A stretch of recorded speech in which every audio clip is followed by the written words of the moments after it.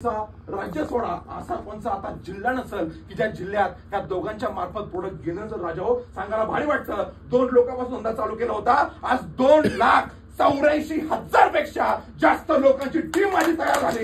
2,84,000 लोकांच्या 2,84,000 लोकांबरोबर आज आम्ही दोघं जाऊन बसलो आणि राजा हो मी आलो पैसे कमवायला. डॉक्टरने बोलते प्रोडक्ट तसं काय मला समजत नाही. आपलं एकच तत्व आहे, काय पाहिजे? माल पाहिजे. काय पाहिजे?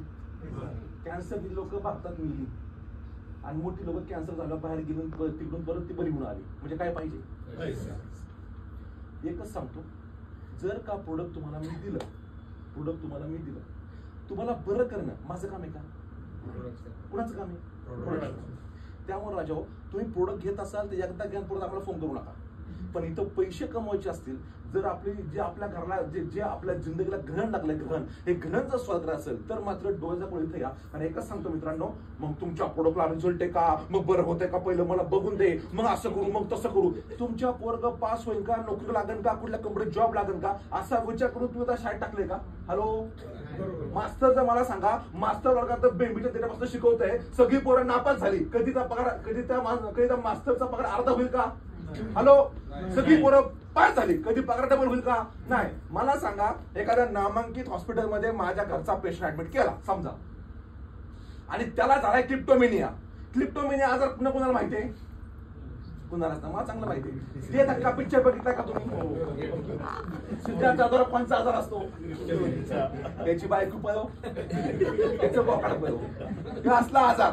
आता ह्या आजाराला जर समजा जर ह्यो आजार झाला, ह्यो आजार कशामुळे झाला, ह्याचे सिम्पटम काय, ह्याचे कॉजेस काय, ह्याची रेमेडी काय, जगणार का मरणार, बरा होणार का नाही होणार, हे कुणाला माहिती? डॉक्टरला माहिती. कुणाला माहिती आहे?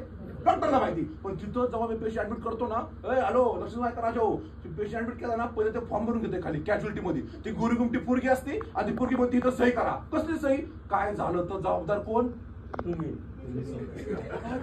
म्हणलं पेशंट ऍडमिट केला, सगळं तू शिकला, डॉक्टर एवढा मोठा झाला, लोक बरी कशी करायची हे तो शिकला आणि माझी सही घेतली. कशामुळं? काय झालं तर जबाबदार कोण? तुम्ही जबाबदार.